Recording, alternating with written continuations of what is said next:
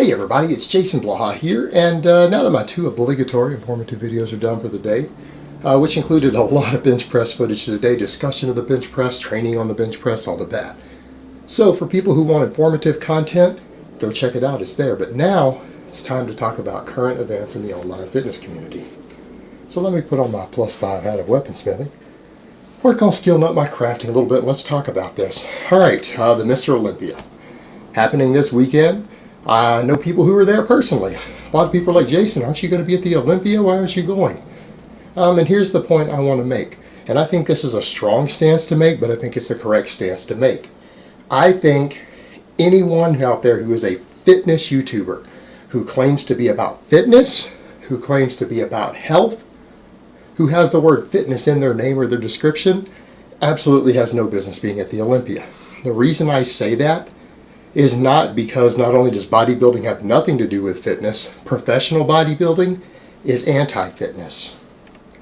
It's anti-fitness. Hell, it's even anti-aesthetics. Let's say you're chasing aesthetics and you're trying to call that fitness. There's nothing aesthetic about that. But in terms of health, look at these guys dropping. Dallas McCarver, youngest IFBB pro, just dropped dead due to his drug abuse and extreme lifestyle. Look how many health problems all these guys have. All these guys up here winning and competing in the Olympia are in terrible health. They're all insane drug abusers. The amount of drugs that they're required to use is mind-boggling, and that's the big thing, you know. What's scary is that people even associate steroids, as even the majority of the people out there in the world use them, with this. That's not even comparable. It is not even comparable. That's an apples to oranges comparison.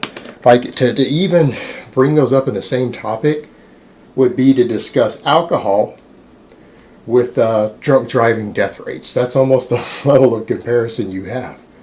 99% of people out there who even use these substances will never use anywhere near the amounts these guys are using in this event.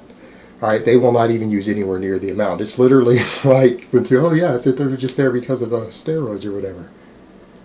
That's like talking about, oh yeah, those guys drink a shot of Jack Daniels, you know, when you're talking about people who are raging alcoholics, who are dying and have liver cirrhosis and stuff. You don't become an alcoholic dying with liver cirrhosis from having one shot or one drink a day. That's not how it works. In fact, you don't even get a DWI for having one drink a day. Usually, I think where I live, most grown men require at least 3 alcoholic drinks before they can even be legally charged with a DWI. So we're talking about small amounts versus abuse. These guys abuse drugs. They abuse drugs. They abuse site enhancements, surgeries, everything else.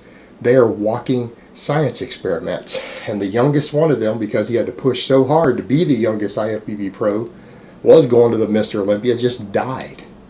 Just died. He just dropped dead. Last month, dropped dead. In his 20s. That's what you're promoting when you go to this event. Bodybuilding at the competitive professional level as it stands today is a death cult and a suicide cult. Alright, these guys are literally killing themselves with insane levels of drug abuse. That's the norm. That's not the exception up there. Alright, and you can actually be pro gear. You can be for people's right to use this stuff and still have disdain for what these guys are doing. Because it's not comparable. These guys abuse massive amounts and massive cocktails of substances. These are not people casually dabbling or someone getting some prescriptions from a doctor, maybe using a little more, maybe get their doctor to give them a little more they're supposed to give them every now and then because there are clinics that do that. We're talking about different standards here. Some of these guys are using 10, 20, 30 times that amount. Alright? 10, 20, 30 times that amount. That would be, it's insane. It's absolutely insane. And it's a death cult, and everyone who follows it and enjoys it is worshiping a death cult. You are basically worshiping and adoring and looking up to walking corpses. It would be no different than saying someone is your hero because of the amount of crack that they seem to be able to smoke and stay alive. You're like, man, I mean, most crackheads would die if they smoked as much as they did, but this person seems to be able to survive while smoking twice the amount that anyone else has ever smoked that I've heard of, even someone I know who's gone to the hospital. That's literally what you're looking up to. Guys who have a tolerance for drugs that allows them to stay alive, for a while at least, while abusing amounts of drugs that a normal person might not be able to handle. That's all it is. That's the magic secret to bodybuilding. People think about, oh, bodybuilding, genetics for pro bodybuilding. Yeah, pro bodybuilders are people who gain a little more muscle and don't have as many side effects and don't die as fast from abusing massive amounts of drugs, meaning they can take more than the next guy before they suffer the full negative effects. It's just resilience to the drugs. That's it. That's what a pro bodybuilder is. That's what you're looking up to. And it's been turned into this big event, and people act like it has anything to do with fitness. It's about death. It's a death cult. And then, who's paying for all of it? Supplement companies. Supplements don't have anything to do with health or fitness either. They're ripoffs. They're cons. We've covered this over and over and over. Supplements do not help you gain muscle. They do not help you gain strength. They do not help you burn fat. They might help you lose weight because you can't afford as much food if you're buying these expensive products. If you're on a budget, they might help you lose fat because of that. At best, they work off a placebo. And you have a whole industry that's unregulated. They can put poisons and things into these substances, and until the FDA determines what they put into it is dangerous, they can legally sell it. They don't have to prove it's safe. They got special laws written for themselves in the United States. They lobbied for them in the 90s, got it written, and it turned their billion-dollar-a-year industry into a $36 billion-a-year industry in this country. All right, they're allowed to sell you poison, and until what they're selling you is proven to be poison, they don't legally have to stop selling it to you, and you can't even sue them for it because they didn't know it was poison. It hadn't been proven yet. You can't sue them until they sell you a substance that hurts you after the FDA bans it. And they still do that, by the way, and they end up paying for it, and they keep doing it anyway. Some of these companies have been fined millions of dollars. Bodybuilding.com paid $7 million in fines to the FDA. It wasn't enough to put them out of business, though, was it? They're still making money. They ate that up and didn't care. They took the $7 million hit and kept doing business. That should tell you something. These are the people who are paying for the event. So if you go to these events, you're supporting death. You're supporting a death cult when we're supposed to be about fitness, health, athleticism. You're supporting a death cult of people who are dying up on the stage because of insane amounts of drug abuse and insane diets, who are pumping their muscles full of oil and collagen and everything else because they can't get big enough just by abusing drugs. They can't get enough biceps, so they've got to put 15 milliliters of oil in there also. That's what they have to do because they can't get big enough just abusing the drugs to the point where it's killing them. That's not enough. They have to inject stuff into their muscles to reach the amount of size that's required. People are worshiping that. And if you're going to this event, that's what you're supporting. And all of it, all the financial support, all of it's paid for by a supplement industry which sells nothing but useless products. They don't help anyone. It's a complete facade. It's a big dog and pony show, and it represents, that event represents everything that is wrong with this so-called internet fitness community. And if anyone is really and truly about fitness, they would boycott that event. They wouldn't go. They don't have to necessarily speak out against it, but they shouldn't be going.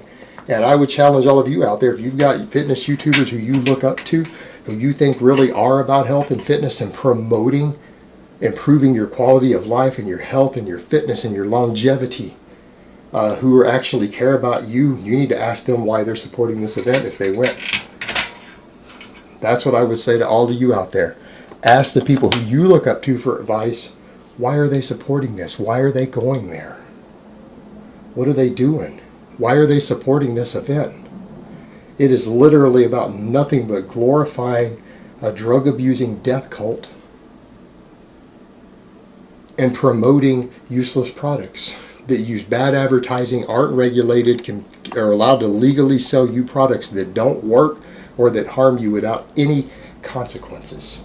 Because the industry is not required to prove their products work, and they're not required to prove they're safe.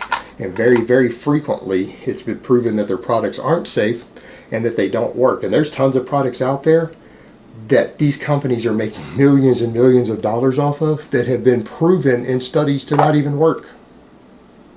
Been proven in studies to not even work, and there they are. You're going to go around at these events and promote these companies and their products, knowing that their products, many of which have been proven to have No benefits towards building muscle, towards burning fat, towards gaining strength, towards recovery, anything. And they're selling tons of them right there at the event. That's all the advertising is paid for by these companies. Selling products that are proven not to work. And guess what? They can legally keep selling them even if they're proven not to work. They can legally do that. Why? Because their customers don't know any better. They don't bother to do the research. The only place they look is, oh, who's promoting the products? I'll look and see what they have to say about it. They never go look at the independent data. They never listen to the people who are saying, hey, you know this stuff doesn't work, right? Because these companies pay YouTubers to promote them. They pay gurus to promote them.